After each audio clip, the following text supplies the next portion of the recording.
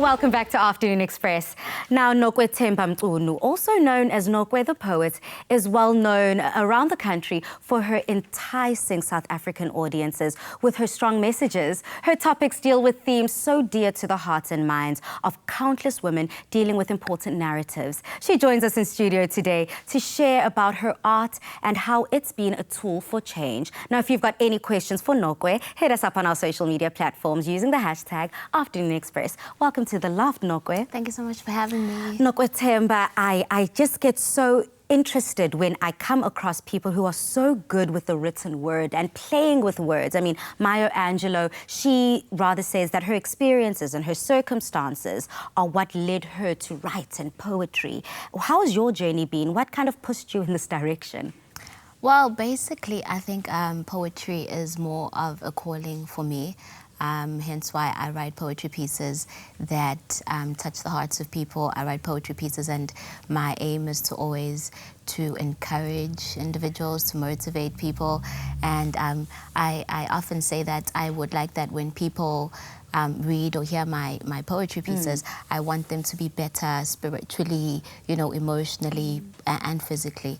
So my gift is really a calling, and it's a gift from God. You've used your calling, of course, to heal. That's all I keep hearing. It's just to heal, to soothe, to communicate, of course. And another topic that you do not shy away from, and you're quite strong in your stead where you're standing, is, of course, the violence against not only women and children, but of people assaulting people, people raping, people hurting and murdering. How are you using your art to speak and kind of cure and heal? Well, a wise man once said, you need to be the change that you want to see in the world. And I believe that all of us have gifts and talents, and our duty as artists is to use those gifts and talents to make a difference in the world and to make our world a better place. And so I do that through poetry, because poetry is what comes to me naturally. You know, playing around with words is just something I was never taught at school.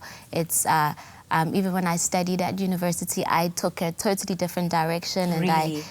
And then at university, I found out that I could write. So it's not a skill that I developed, you know, listening to anyone or being taught by anybody. It's just something that just came naturally. Organically flowed through you. Yeah. And another change that you're making in your communities is you've got an incredible organization focusing on young girls. I mean, what do you aim to do with the work that you have? Well, basically, the organization I started is called the Nokwe the Poet Youth Network.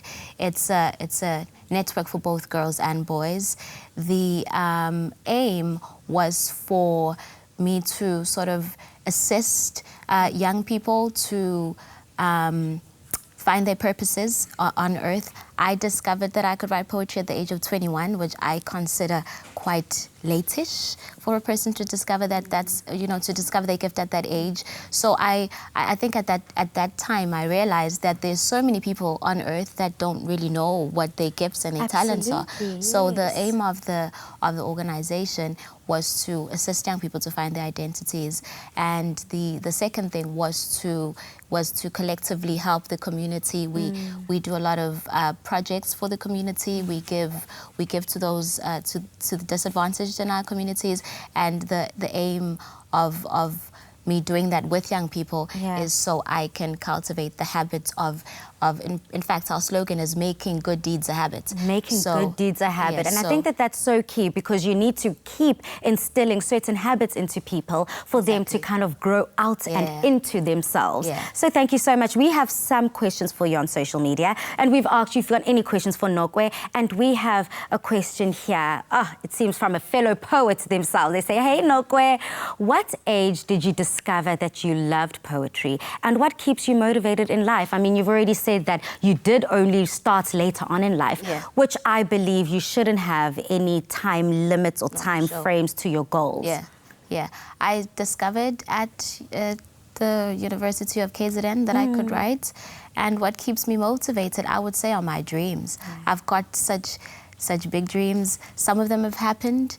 Some of the things that I dared to speak would happen have actually manifested in my life. Wow. But there's even bigger dreams that I have that I'm still yet to see them coming to fruition. So that's what keeps me alive. And whenever I'm discouraged, I remind myself as to why I'm doing what I'm doing. And that's why I keep going on. There's such a pure but peaceful and calmness, confidence about you that I love, and I'm so intrigued at the fact that you are inclusive, guys and girls, young females and young males in your organization, and I know that you're going to pass down that wisdom. Thank you so much for joining us, and we're looking forward to hearing your poem later on in the show. Now it's Fashion Showcase with designer Lara Klawakowski after the break.